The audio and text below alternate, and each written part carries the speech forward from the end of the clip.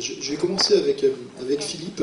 Je crois qu'il y a une petite présentation avec Philippe pour présenter un peu Utopia déjà, de savoir un peu voilà, pour ceux qui ne connaissent pas, et après justement pour toi la réflexion justement autour de l'économie locale. Je ne sais pas si tu te reconnais dans ce que tu disais sur l'économie, etc.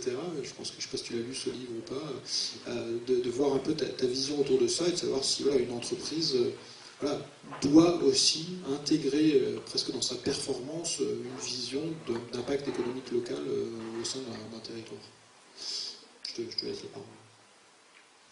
Alors, bonjour à tous, Philippe Bossane. Moi, tout simplement, j'ai créé Utopia avec mon épouse en 2000, en octobre 99 exactement. Je suis originaire de la Drôme. Et voilà, on a repris notre métier, c'est le camping nature, le camping léger. On a repris un premier camping au bord du lac du Sauté, entre Gap et Grenoble, 45 emplacements, d'une étoile au début. Voilà, on était très marqués par nos expériences canadiennes, parce qu'on a vécu là-bas, et on est très, très intrigués par le fait que plus les gens étaient finalement citadins en métropole, voire habitaient vraiment avec une vie citadine trépidante, très occupée, plus ils coupaient le week-end ou plus longtemps pour aller faire du canoë camping et dans une simplicité d'autant plus importante, peut-être qu'ils avaient une vie sophistiquée d'habitude. Voilà. Donc notre métier chez Utopia, c'est vite organisé. On reste une entreprise familiale, je tiens à le préciser, parce que, voilà, qui appartient toujours à... Pas de capitalistique, d'entreprise de VC, comme on dit dans le milieu. Elle appartient toujours à 80% à ses fondateurs et salariés clés, et puis on est en train de mettre en place des programmes pour que tout le monde soit actionnaire de l'entreprise. Donc on reste une petite entreprise, même si effectivement les projets se sont petit à petit multipliés en France, avec un métier qui reste toujours le même depuis le départ, qui consiste, à trouver des beaux sites naturels, soit des campings existants et que nous transformons, qui est près d'ici, à 1 heure, et qui est à près de Périgueux, en forêt d'Almarie. Le chemin de Saint-Jacques-de-Compostelle passe à travers le site, et il est toujours ouvert sur l'extérieur. Et c'est vrai qu'on emmène, et les gens, les sites se vident, parce qu'ils sont là pour découvrir une région, un territoire. Pour nous, le vélo électrique le VTT, c'est pas le vélo, le VTT est une révolution, parce que les gens allaient aux alentours découvrir le territoire, mais avaient peur avec leurs enfants sur la route, avec des vélos ou quoi. Le VTT, parfois, dès que ça commence à monter, ben, c'est difficile. Et puis, après, on peut y aller à cheval, on peut y aller à pied, mais on ne va pas à la même distance qu'avec le VTT. Ça, c'est une vraie révolution pour découvrir à l'extérieur tout ce qui se passe. Donc, c'est toujours des programmes d'activité nature et culture en lien avec le territoire. Voilà. Donc, on essaye d'aller toujours vers des hébergements plus adaptés, plus innovants, plus démontables. Et puis voilà, chemin faisant, ben, le réseau se développe en France. Et puis on a mis un pied dans les parcs nationaux au Canada en 2008, qui nous a amené à nous développer un peu plus là-bas, en passant frontière des États-Unis il y a 2 ans. Et puis là, on s'implante en Californie, mais toujours sur le même modèle. Puis on a ouvert hier, inauguré un deuxième site en Chine. Et ce sont des sites, quand on parlait local, c'est pour les Chinois, c'est pour les Américains. Voilà. Avec les partenaires locaux aussi sur la construction, tu as trouvé des partenaires là-bas ou tu restes avec ton partenaire français derrière pour construire? Alors, au niveau tente, le savoir-faire est très particulier. Donc, ce qu'on essaye, c'est de garder la couture des tentes, le savoir-faire toile, puis ça se transporte facilement sur le conteneur. Et sur place, on retrouve le bois. En Chine, tu as très peu de bois. Oui. Sur une fin plein. Donc, voilà, on envoie nos schémas, mais les sites, c'est simple, c'est une infrastructure. Par exemple, prenons le site du Tèche, il y a 18 hectares. On est autorisé à faire un camping jusqu'à 180 emplacements au maximum, il y en aura certainement moins que ça. Les constructions, proprement dites, y compris les chalets, vont occuper 1,60% du site. 1,60%. Si on compte les emplacements et les routes, qui ne sont jamais étanches, pas un gramme de goudron dans aucun Utopia, je crois qu'on monte à 8% du site. Voilà. Pour toi, ça a toujours été une vision, cette intégration paysagère très très forte, en disant voilà, je vais m'adapter au final au site naturel que je trouve, je ne vais pas tu vois, c'est pas le village nature. Enfin, j'imagine que tu as vu ce qu'ils ont fait à côté de Paris. L'idée est plutôt, genre, c'est pas pour les critiquer, mais derrière, c'est que voilà, eux, ils sont plutôt sur une vision. Bon, voilà, nous, on prend ça. Il n'y a pas forcément beaucoup de forêts. Il y a quelques trucs. Mais l'idée, c'est voilà, je m'adapte vraiment. Voilà, je vois à quoi ça ressemble, et à partir de là, je réfléchis sur une bonne intelligence, encore une fois, par rapport au site. Notre métier, c'est de partir des contraintes naturelles du site, et c'est elle qui va guider le projet. Jamais chez Utopia, et depuis 17 ans maintenant, on a déposer une autorisation pour détruire une zone humide, jamais. Jamais on a déposé une autorisation pour détruire une espèce protégée. Pourquoi? Parce qu'on s'adapte au site. Et c'est même la richesse du site qui est là. Et donc, où on ne fait pas, et puis on fait ailleurs. Voilà. Et pour revenir sur un peu la question des retombées économiques, parce que c'est un peu le sujet de cet atelier-là, il y avait quelques chiffres justement qui montraient à la fin de la présentation, avec quelques éléments chiffrés. Sans avoir été rentable. Et depuis, on a toujours été rentable. Et pas beaucoup, ça ne nous a pas donné l'occasion de distribuer des dividendes. Les salaires chez nous sont d'un écart maximum de 1 à 6, c'est déjà beaucoup. Mais donc, on a toujours cherché ça pour garder notre liberté, qui est un maître mot chez moi. Vous voyez, je suis très entrepreneur, j'aime bien faire les choses, réaliser.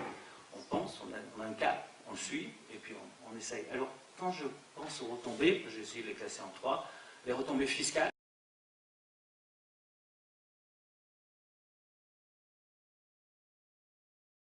on les paye. En site comme le Tèche, par exemple, en prenant celui-là, une taxe d'aménagement de 85 000 €, donc pour la commune, et je suis à le département, peut-être une taxe de séjour, ça va faire 15 000 € par an, et il y a bien sûr les taxes foncières, qu'on ne connaît pas encore.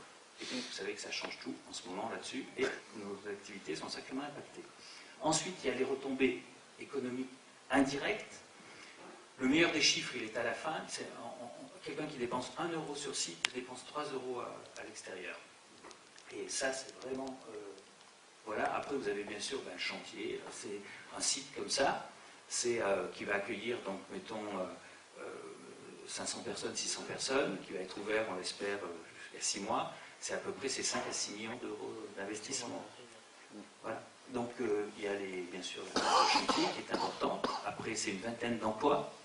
C'est 3, 4 emplois à l'année, et puis les saisonniers qui arrivent quand on ouvre, en avril, on essaie toujours de viser de Pâques à la Toussaint, avec les entreprises, notamment la semaine. C'est bien sûr les approvisionnements, on n'a jamais de boulangerie sur nos locaux, localement ou autre, on n'a pas d'épicerie, un dépanneur tout petit.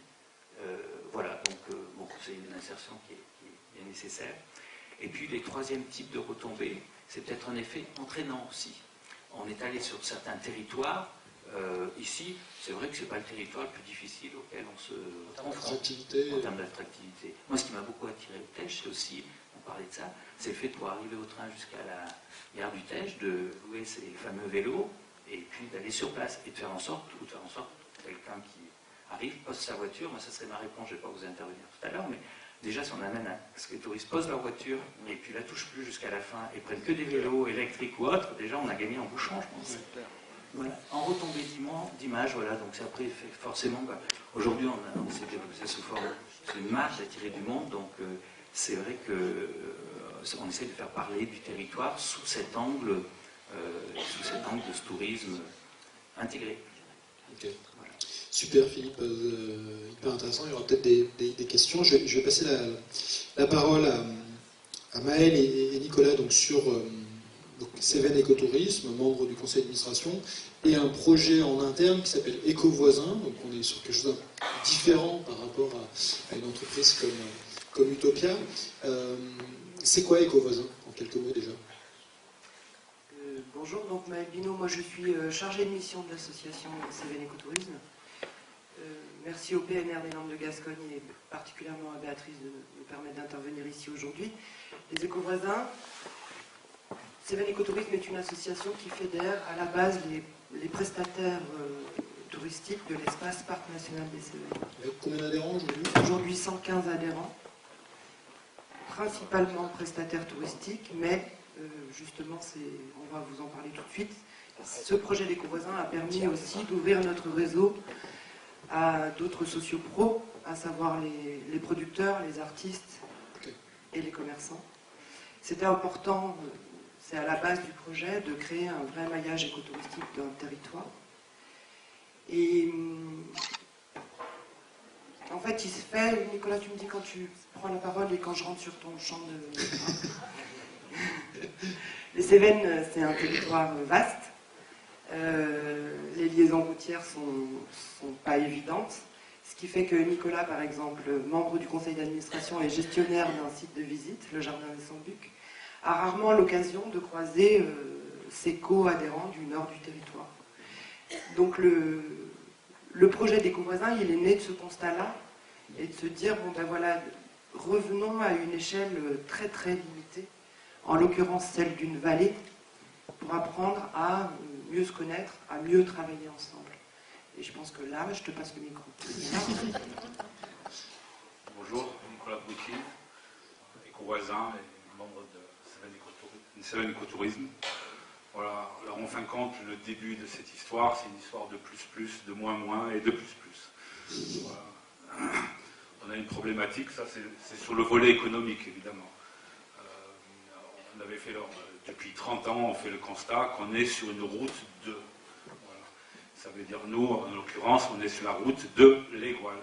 C'est-à-dire qu'on relie tout le bassin de Montpellier et de Nîmes, qui est un bassin important de population, à une sorte de poumon vert de ces deux villes, qui est l'Égoile. Voilà. Alors, ça veut dire que nous, on va passer dans nos vallées des... Qui est une montagne, pour ceux qui ne sont pas au courant. Une petite montagne. Une montagnette. Voilà. Donc nous, tous les dimanches et vacances et tout ça, on va passer beaucoup de voitures qui montent pour diverses raisons, champignons, châtaignes et tout ça.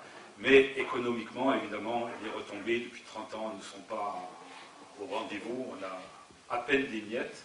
Ça, c'est pour le moins. Parce que les gens font que monter et redescendre. Ils s'arrêtent à des petits endroits pour acheter des produits locaux et tout. Mais si on fait le calcul des gens qui montent et qui descendent, c'est peanuts. Et troisièmement, le plus, nous on subit depuis quelques années un plus de pollution, non seulement sonore, mais aussi atmosphérique, étant donné qu'on est des vallées. Les Cévennes, c'est vraiment des vallées, et ça devient insupportable. D'autant plus que quelques départements ont fait la politique de mettre en avant des circuits de moto, des choses comme ça. Donc je vous laisse vous imaginer ce que c'est le bruit de 10-20 motos, souvent avec des pots trafiqués, au fond d'une vallée. Voilà.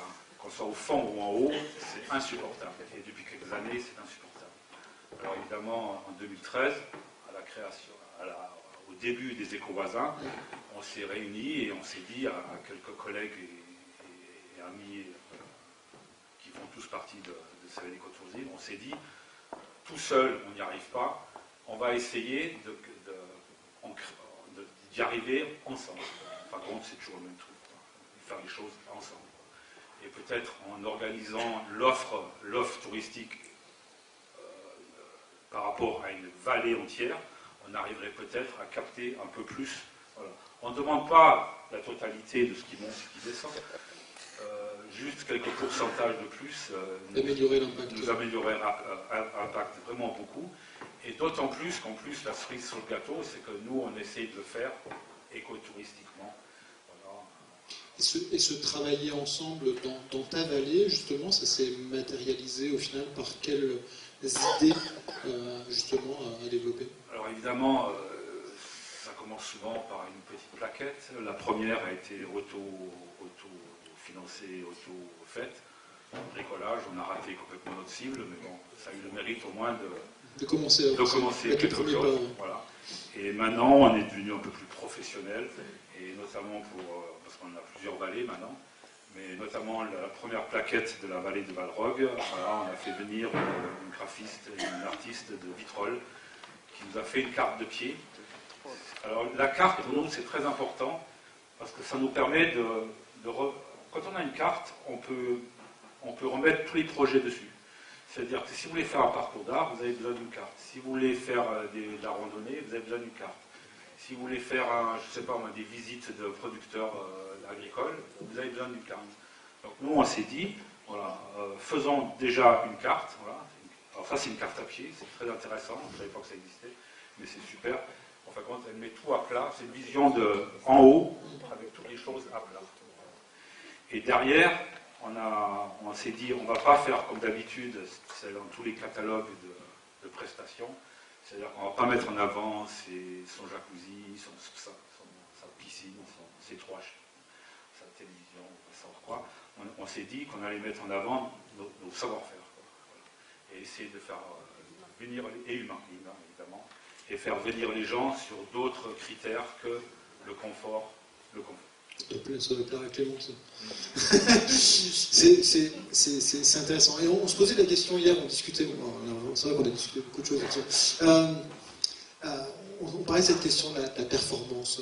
Et on se disait, mais au final, la performance aujourd'hui, forcément, on imagine financière, parce que on a des objectifs comptables aussi d'entreprise. Vous, c'est une association, et justement, c'est quoi la vision aujourd'hui? Est-ce que la performance pour vous de ça, est-ce qu'on doit l'imaginer forcément de manière économique et financière, ou on doit la penser de manière beaucoup plus transversale et globale? Non, justement, oui, c'est une grosse question, parce que quand j'ai vu qu'on était positionné dans le programme sur l'axe économique du tourisme durable, j'ai fait gloup. Alors d'abord, voilà, la décentralisation de l'État sur le tourisme. Voilà, c'est ça. Donc ils ont bénéficié de deux accompagnements dispensés par la branche consultante de l'AFPA.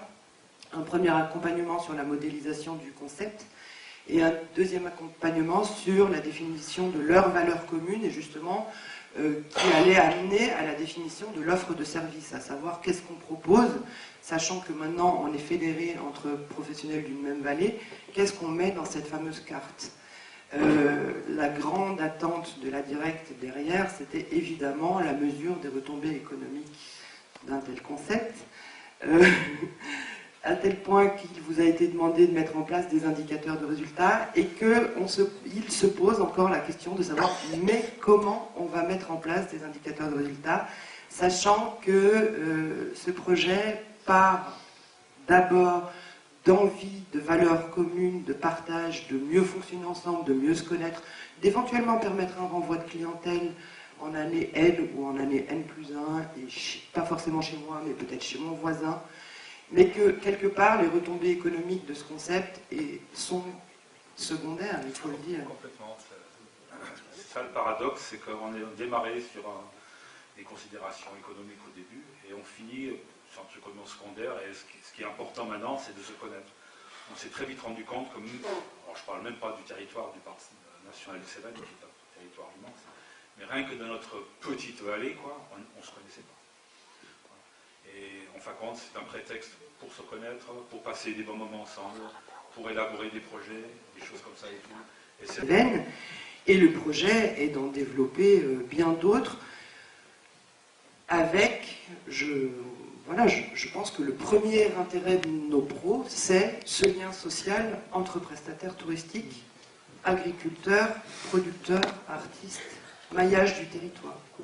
Maillage du territoire, interaction, interconnaissance, voilà.